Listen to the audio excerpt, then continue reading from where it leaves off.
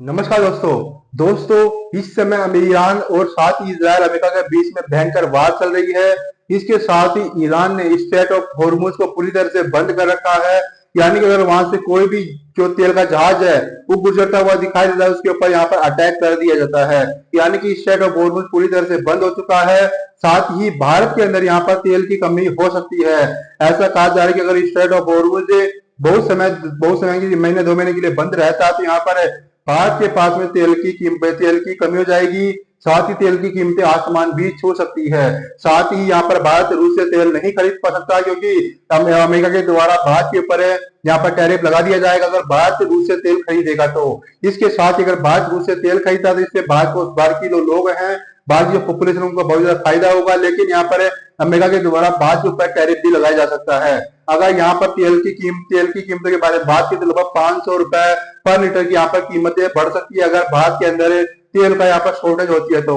बात करें यहाँ पर स्टेट ऑफ हॉर्मुज के बारे में तो यहाँ पर आप समझ सकते हो कि छोटा सा एरिया है जहां से तेल के जो जहाज आते जाते रहते हैं। उसके साथ ही वहां पर इस समय यहाँ पर वार चल रही है। वार चलने के साथ ही हमें ईरान ने स्टेट ऑफ हॉर्मुज को पूरी तरह से ब्लॉक कर दिया है, बंद कर दिया है। इससे कि भारत का जो तेल का जो आयात है वो भी रुक चुका है। इसके साथ ही भारत के अंदर लगभग 25 से 30 दिनों का तेल बचा हुआ है।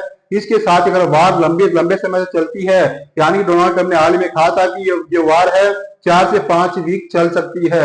यानी कि अगर यह वार लंबे समय तक चलती है तो यहाँ पर भारत को तेल की शॉर्टेज होने वाली है, क्रूड ऑयल की शॉर्टेज होने वाली है, जिससे कि भारत के ऊपर भयंकर भयंकर नुकसान भी उठाना पड़ सकता है। साथ ही भारत रूस से तेल खरीद सकता है, लेकिन बीच में इंसान आता है, यानी कि डोनाल्ड ट्रंप आते हैं। इन्होंने भारत को धमकी दी थी कि ट्रेड डील के समय अगर भारत रूस से तेल खरीदेगा तो भारत के ऊपर वापिस से 25% का एक्स्ट्रा टैरिफ भी लगा दिया जाएगा। साथ ही सभी चीजों के बारे में बातचीत करेंगे। सबसे पहले बात करते हैं कि यहाँ पर Iran barrage attack across the Persian gulf shows regional chaos की टू इट्स स्ट्रेटजी।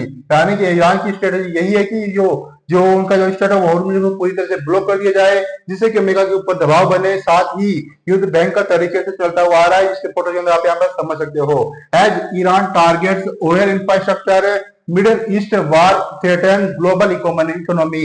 यानी कि मिडिल ईस्ट के अंदर इस वार की वजह से यहाँ पर दुनिया की इकोनॉमी है उसको तबाही, उसके ऊपर बहुत ज्यादा नुकसान उठाना पड़ सकता है। साथ ही ईरान की टारगेट है ऑयल इंफ्रास्ट्रक्चर है। ईरान के द्वारा यहाँ पर टारगेट किया जा रहा है ऑयल के इंफ्रास्ट्रक्चर को। साथ ही आप ऐसे समझ सकते हो कि यहाँ पर तो सऊदी अरब की जो ऑयल रिफाइनरी है उसके ऊपर भी ईरान के द्वारा हमला किया गया था। ईरान की मिसाइल के द्वारा हमला किया गया था, उसके फोटोज भी सामने आई थी। साथ ही यहाँ पर स्टेट ऑफ हॉर्मुज छोटा सा एरिया है जहां से ही भारत के अंदर तेल आता है, लेकिन आज के समय में ईरान इसको ब्लॉक कर रखा है। साथ ही भारत का लगभग 20 से 25% का जो तेल आता है वो यहीं से आता है। आप ऐसे भी समझ सकते हो कि लगभग 50% का जो तेल है, भारत जो तेल है इस एरिया से ही आता है। इससे इसको ब्लॉक कर दिया गया है। इसके साथ ही भारत के अंदर तेल की कीमतें बढ़ सकती है। साथ ही यहाँ पर जो सऊदी अरब है, सऊदी अरब के अंदर जो ऑयल रिफाइनरी है उसको भी नुकसान पहुंचाया गया है, उसको भी टारगेट किया गया है। Iran attacks on gulf oil and gas site trigger in energy fear से। यानी कि ऑयल और गैस की जो साइट्स होती है उनके ऊपर ईरान के द्वारा निशाना बनाया जा रहा है। साथ ही यहाँ पर आप ऑयल रिफाइनरी है, ये गैस रिफाइनरी है, इनको यहाँ पर निशाना बनाया जा रहा है। साथ ही यहाँ पर Iran Israel war Saudi Aramco शर्ट से Ras Tanura refinery after drone strike fire. यानी सऊदी अरामको के अंदर यहाँ पर रास तनूरा नाम की रिफाइनरी है, उसको ईरान के द्वारा ड्रोन के द्वारा स्ट्राइक की गई थी। यानी कि ईरान की ड्रोन है उसके द्वारा इसको निशाना बनाया गया था। उसके बाद में इसको शट डाउन की बंद कर दिया गया था। उसके बाद में ही बात के अंदर ही बात उठने लग गई थी कि क्या भारत के अंदर जो तेल की कीमतें बढ़ सकती है। साथ ही अगर भारत रूस से तेल खरीदना चाहता तो रूस के क्या स्टैंड है, अमेरिका क्या स्टैंड है। उसके साथ ही मध्य पूर्व में जारी जंग से क्या भारत में बढ़ेंगे तेल के दाम, या फिर भारत रूस से जरूरत पूरी कर पाएगी। साथ ही बाकरे बताने वाले हैं, भारत ने रूस से तेल में आयात कम कर दिया था। उसके साथ ही अमेरिका के दबाव में आकर के भारत ने रूस से तेल का व्यापार बहुत कम कर दिया था। उसके साथ ही यहाँ पर भारत ने रूस से बिल्कुल कम कर दिया था तेल खरीदना। इसके साथ ही यहाँ पर अमेरिका, इजराइल और ईरान के बीच में जारी युद्ध के दौरान हॉर्मुज स्ट्रेट के बंद होने की स्थिति में भारत की रूसी कच्चे तेल की निर्भरता बढ़ने की संभावना है। साथ ही हॉर्मुज स्ट्रेट से भारत अपनी 40% तेल आपूर्ति करता है। एक समय पर भारत रूस से रोजाना 20 लाख बैरल तेल आयात कर रहा था, लेकिन इसी साल जनवरी में आयात घट करके प्रतिदिन 11.6 लाख बैरल रह गया। ऐसी उम्मीद जताई गई कि भारत अपने निर्यात पर 25% अमेरिका टैरिफ दोबारा लगने से बचने के लिए और अमेरिका के समझौते के तहत किए गए वादे को पूरा करने के लिए रूसी तेल आयात घटाएगा। अमेरिका राष्ट्रपति डोनाल्ड ट्रंप ने कहा था कि अगर भारत ने रूस से तेल आयात कम नहीं किया तो टैरिफ 18% से बढ़ा करके 25% कर दिया जाएगा। उनका उद्देश्य यूक्रेन के खिलाफ युद्ध लड़ रहे रूस पर दबाव बढ़ाना था। इस वजह से भारत के ऊपर भी यहाँ पर टैरिफ पर दबाव डाला गया था। हालांकि भारत ने कहा था कि देश के 1.4 अरब लोगों की ऊर्जा जरूरतों को और सुरक्षा उनकी सर्वोच्च प्राथमिकता रहेगी। भारत में तेल रिफाइनरी कंपनियां रूसी तेल कई देशों को निर्यात कर रही थी। साथ ही ऐसा कहा जाए कि होर्मुज स्ट्रेट बंद होने से तेल आपूर्ति में कमी भारत को संकट में डाल सकती है। ऊर्जा क्षेत्र में भारत के मध्य पूर्व में जारी युद्ध के असर को झेलने की क्षमता का पता इस बात से चलेगा कि यह युद्ध कितने दिनों तक चलने वाला है। यानी कि अगर युद्ध लंबे दिनों तक चलेगा, इससे भारत को नुकसान उठाना पड़ सकता है। साथ ही हम ऊर्जा आपूर्ति की लाइनों को बंद नहीं कर सकते हैं। जब तक आपूर्ति जारी है तब तक ठीक है, लेकिन वैकल्पिक स्रोतों को भी देखना चाहिए। हमें सच में नहीं पता कि अगले कुछ हफ्तों में क्या होगा, क्योंकि स्थिति बदलती रहती है, ऐसा इनके द्वारा कहा गया था। उसके साथ ही ऑब्जर्वर रिसर्च फाउंडेशन की ORF के चेयरमैन संजय जोशी ने यहाँ पर बताया कि हम ऊर्जा आपूर्ति की लाइनों को बंद नहीं कर सकते हैं। जब तक आपूर्ति जारी है तब तक ठीक है, लेकिन वैकल्पिक स्रोतों को भी देखना चाहिए। हमें सच में नहीं पता कि अगले कुछ हफ्तों में क्या होने वाला है, क्या बदलने वाला है, क्या स्थिति बदलेगी फिर नहीं बदलेगी। लेकिन मौजूदा स्थिति में कारोबार करने का तरीका बदल जाता है, क्योंकि भारत के पास रिफाइनरी की क्षमता बहुत ज्यादा है। इसके साथ ही ऐसा कहा गया, इसका मतलब यह है कि हमें कच्चे तेल की जितनी जरूरत है उतनी ही अन्य देशों जैसे कि यूरोप आदि को भी पेट्रोलियम उत्पादों की जरूरत होती है। यूक्रेन युद्ध के चरम पर यूरोपीय संघ और अमेरिका भी रूस से आयात किए गए कच्चे तेल से बने उत्पादों का इस्तेमाल कर रहे थे। अगर भारत के रूस से तेल आपूर्ति बनाए रखने पर आपत्ति होती है तो क्या होगा? जो लोग आपत्ति कर रहे हैं वे चाहे तो खुद अपने पैर पर कुल्हाड़ी मार सकते हैं। इसी बीच रूस ने तुरंत यह पेशकश की कि ऊर्जा आपूर्ति में लगातार बाधा आने पर वह भारत की ऊर्जा जरूरतों की मांग पूरी करेगा। यानी कि रूस ने अपना स्टैंड क्लियर कर दिया है कि वो आने वाले समय में भारत की मदद करने के लिए तत्पर है, तैयार बैठे हुए हैं।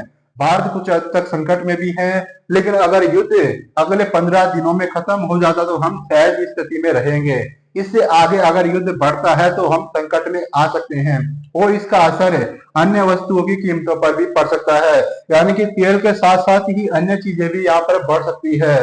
साथ ही भारत सरकार ने स्पष्ट कहा कि युद्ध से सीधे तौर पर प्रभावित क्षेत्र में जारी स्थिति से निपटने के लिए देश के पास में पर्याप्त भंडार हैं। ऐसा भी कहा जा रहा है कि सरकार के बयान से मिलती जुलती है, साथ ही वो जिसे कुछ अलग अंदाज में रखते हैं। सामान्य तौर पर उम्मीद जताई जा रही है कि मौजूदा जंग रूस यूक्रेन युद्ध की जंग की तरह लंबी नहीं चलेगी। साथ ही यहाँ पर डायरेक्टर अर्जुन कैंपानी ने कहा कि भारत कुछ हद तक संकट में है, लेकिन अगर युद्ध अगले 15 दिनों में खत्म हो जाता है तो हम सहज स्थिति में रहेंगे।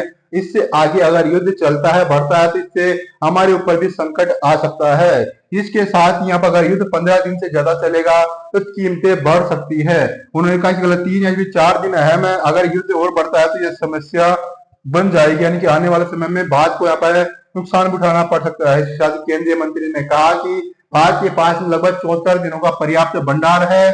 भारत सरकार के मंत्री के द्वारा ऐसा कहा गया है।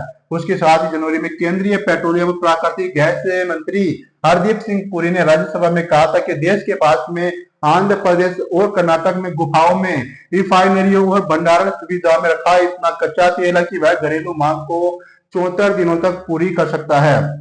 इसके साथ ही यहाँ पर कच्चे तेल का भंडार 25 दिनों तक चल सकता है, जबकि पेट्रोल और डीजल जैसे पेट्रोलियम उत्पादों का भंडार अगले 25 दिन तक चल सकता है। यह शॉर्ट टर्म सप्लाई जरूरतों से निपटने के लिए रखे गए रणनीतिक भंडार से भी अलग है।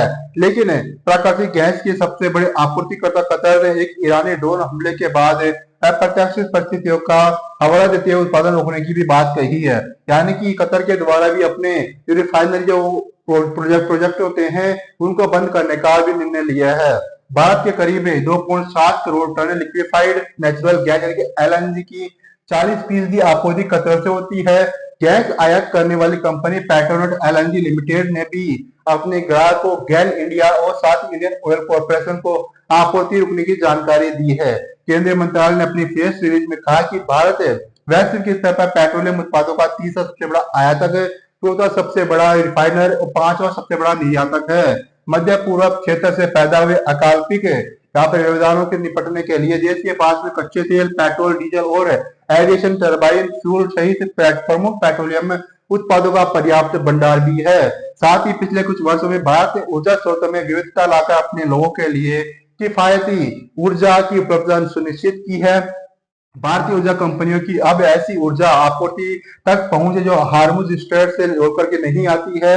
ऐसे कार्गो उपलब्ध रहेंगे जो हार्मुज के रास्ते अस्थायी रूप से प्रभावित आपूर्ति की गड़बड़ी में मदद कर सकते हैं। इसके साथ ही भारत सरकार की कीमतें बढ़ सकती है, लेकिन अगर रूस से तेल आ जाता है तो यहाँ पर भारत की सरकार के द्वारा कोई भी कीमतें नहीं बढ़ाई जाएगी।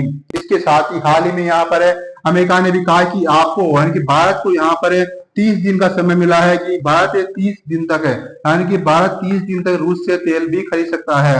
यानी कि भारत रूस से तेल भी खरीद सकता है 30 दिन तक। अमेरिका के द्वारा भारत को ऐसी राहत दी गई है। आने वाले समय में भारत अगर तेल नहीं खरीद पाता तो इससे भारत को नुकसान उठाना पड़ सकता है। यानी कि भारत अगर तेल खरीद लेगा, अगर भारत रूस से तेल खरीदता है तो यहाँ पर भारत रूस से तेल खरीदेगा तो उनकी तेल की कीमतें नहीं बढ़ेगी, यानी कि तेल की कीमतें नहीं बढ़ेगी। अगर भारत के पास में अगर 25 दिनों से भी ज्यादा यहाँ पर युद्ध चलेगा, अगर 25 दिनों से भी ज्यादा अगर युद्ध चलता है तो यहाँ पर भारत के पास में तेल के भंडार की कमी जाएगी, जिससे कि तेल की कीमतें भी बढ़ सकती है। साथियों, आपको क्या लगता है, क्या युद्ध लंबा चलेगा फिर नहीं चलेगा? अपनी राय कमेंट जरूर से जरूर बता दीजिएगा। धन्यवाद।